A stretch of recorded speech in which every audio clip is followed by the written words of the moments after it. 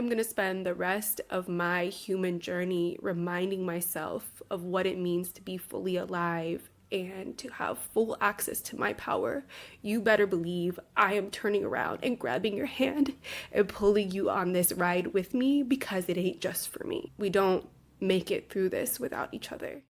Hi, I'm Joey Youngjan Liu, and this is With Roots. In this podcast, I explore my wonderings with you about who we need to become to shift paradigms and sustain a healthy world, to make meaning of this human experience we share, with roots growing from so many places, waiting for us to explore, nurture, and reclaim. Ready? Let's go. Years ago, I came across this meme, and it was a neon sign that said, "Love made me do it." And I saved it to my phone. I posted it on my Instagram. It was 2015 when I found it, and it spoke to so much of why I did what I did at that time, things that didn't make sense to other people, things that pushed up against existing systems and status quo. And I knew deep in my heart I was doing it because of love. Love was such a strong theme in my teaching, in my living, in my choices. And I think I'll have to tell you the stories to help you appreciate that. I do not mean that in a surface level way. I think specifically when I posted that meme that said, "Love made me do it," was in a time where I had become a foster mom. I was single, living in a one-bedroom apartment. Many of my students lived on that same street. And when the social worker had called me to ask me if I would take in one of my students because she had nobody else that they could place her with, Of course, I didn't feel prepared. It made no sense. I was 26 years old. I was estranged from my family. I had very little support. I had no partner. I was living off of a public high school teacher salary in a one-bedroom apartment. Like, why would I say yes? And when I talked to some of my friends, they're like, "We know you have a big heart. We know you want to help people, but that makes no sense. You don't have to do everything. You don't have to help everyone in every way." The social worker was really clear that if I didn't accept her, that she would remain in the system. And I went and visited her, and seeing the inside of the foster system and the group homes and the conditions there, I could not say no. Love made me do it. And in the 6 months that I was a foster mom, it was probably the biggest challenge in my life that I'd faced. And I faced a lot of challenges. I don't know why it still feels true for me to say that that was the hardest. Maybe because of all the systems I was up against, maybe because of all of the opposition I was faced with, even from people very close to me who just couldn't understand. Maybe because it surfaced so many of the wounds I still carried from all of the other hardships in my life. Maybe because it was a moment where I realized that love isn't enough when you are facing systemic issues and inequities. But I never regret any choice I made that was motivated and rooted in love. I know that becoming a public high school teacher and living out a pedagogy of love every single day, I know every day that I showed up to do that, I was living in my fullest purpose. I know that saying yes to the lessons on love that opened my heart to meeting and marrying my husband, becoming a mother of my 2 children, I know that that is me living in my fullest purpose and potential as a human being. I know that being motivated by love to heal, to find the fullest ways of staying alive, even when remaining here on earth felt like the most impossible thing to do. I know I was carried by love to put the pieces back together and create wholeness for myself, and not just for myself, but pathways of healing for my whole family and lineage. And it's still messy and many pieces still look broken, but it's love that keeps me praying and waiting and making spaces and tending to the soil that fertilizes possibilities that I long for and that I ache for in my inner circles and communities and this world. You know, when I became a public school teacher, I was greatly shaped by critical pedagogy. People like Paulo Freire and Antonio Darder and bell hooks talk about this pedagogy of love. And for academics and pedagogues to construct entire systems to make sense of how humans learn, or more specifically, are conditioned, and then how they unlearn that conditioning.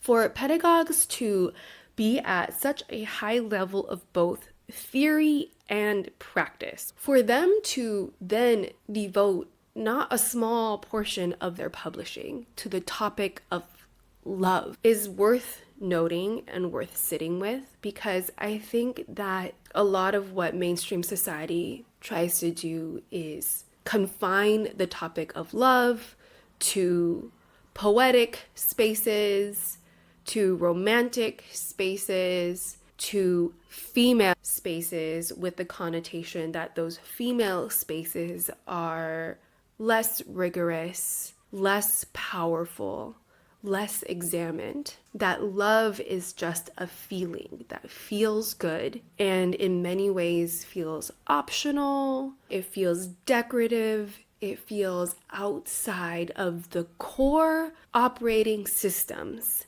that make the world run. Have white men in positions of power tell it, and they will let you know that love is a joke. And I think that that is a huge reason why the world is the way it is today. So I sit with my story about love made me do it. All the stories, all the moments where I made the most impact. And I made the most impact while existing the most fully and the most wholly as myself. The moments where students came into my classroom carrying so many wounds and so much mistrust and apprehension. And early on, I would tell them, whatever you need me to be, mom, dad, uncle, auntie, big sister, cousin, mentor, coach, whoever you need me to be, I'll be that for you. I love you. I want to see you flourish. I want to see you alive. I want to see you graduate. I want to see you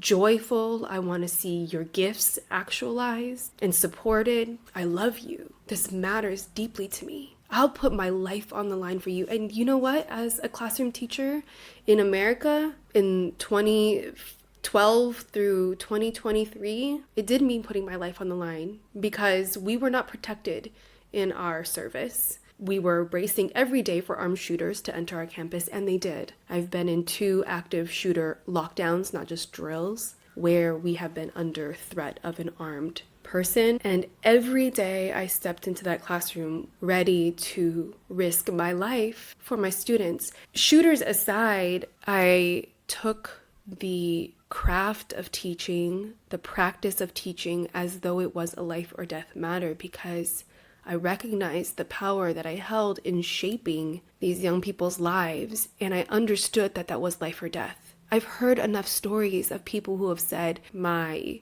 11th grade teacher said this to me, and it destroyed my confidence to ever believe I could do something that I loved doing. I've also heard the stories that said, my 5th grade teacher gave me my first notebook and told me to write poetry and handed me a mic and cheered for me when I did and taught me to believe in my voice, and I've believed in the power of my voice ever since.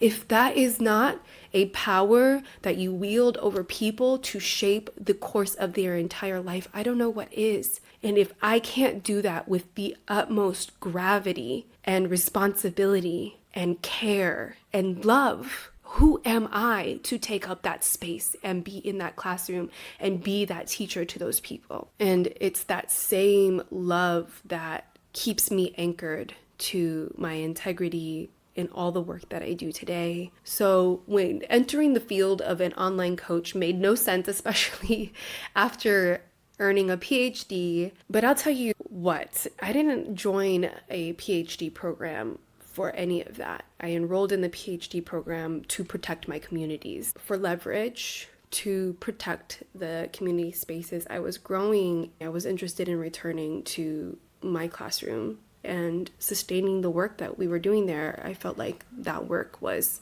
the most important. But there would come a time where I was successfully pushed out of that district and where I had to make new meaning and purpose out of my pathway in the PhD program. And the question that guided me through all of that transition was, how can I still offer what I hold and the gifts that I have been blessed with to the people who need me the most? I had come to a level of clarity where my path meant creating outside of institutions much more than trying to change the systems from within. And so it's, again, love for myself, love for my gifts, love for the people that I am unwaveringly clear on who I'm here to support and serve, that makes me chart out a path less trodden and a path that a lot of the people, even those close to me, couldn't understand. So what anchors me in all that uncertainty? What anchors me in those pivots where safety feels really tenuous, material security feels really tenuous? For me, it gets easy to answer those questions when I root back into love. Now that I've been in the online coaching space for a few years, and I have had the absolute answer to my prayers to work with the most sensitive humans with the most loving, courageous hearts, I have now seen so clearly that one of the biggest hurdles that sensitive, loving, caring, ethical people face in sharing their work, their talents, their gifts with the world is that marketing as we know it through dominant discourse costs too much to our integrity, to our internal systems of safety. And so when tasked with sustaining yourself under capitalism and making a pivot where you can do meaningful work and share your meaningful work with others, but without the safety net of being financed by a 9-to-5 job or an institutional salary, we have to contend with what we understand about marketing, about visibility, about putting our words and ourselves out there. It's where too many good people with too many good talents get stuck waiting for that permission and that power to flow through, or maybe waiting for evidence of a better way to do this. And I was one of those people early on, but my saving grace was rooting back into what I'd known up until that point, which is when you have something to share, share it out of love. Make your work a love letter to the people that are looking for you. And I had to do this at so many different points in my life. When I was looking for a full-time teaching job, I knew I was going to show up in those classrooms and teach different. And I wasn't interested in doing a bait and switch tactic where I presented myself in interviews like the conventional version of a teacher and then got into the classroom and tried to do something revolutionary. It was important to me that people knew who I was. So in those early rounds of interviews, I always submitted my resume with the tagline, infusing education with love and hope. And in the interviews, I would bring a stack of 5x8 pictures that I'd printed out of my classroom spaces from classrooms around the world that I taught in, my student teaching classrooms. And I would tell stories of my students and how they engaged with my teaching and the community we made in those spaces and the transformations that happened. And every teaching interview I ever went on, I was offered a teaching job. Being exactly who I am, presenting the exact gifts that I have, and communicating the exact work that I was there to offer to that school community. When I was in the schools and I was building programs that didn't exist before, like the BSU, like the spoken word class, the burden fell on me to fill and sustain the programs, to make sure we were funded to take the field trips, to buy the curriculum, to invite the guest speakers, to offer scholarships, to provide mutual aid to our students. And all of that work involved communicating who we were, what we were doing, and how it would benefit the people that we were there to serve, and communicating that message with so much truth and clarity and love and care that people trusted us and came to receive what we had to offer or came to support if their role was one of giving. For my elective classes like the spoken word class, I had to fill my roster every single year against much opposition.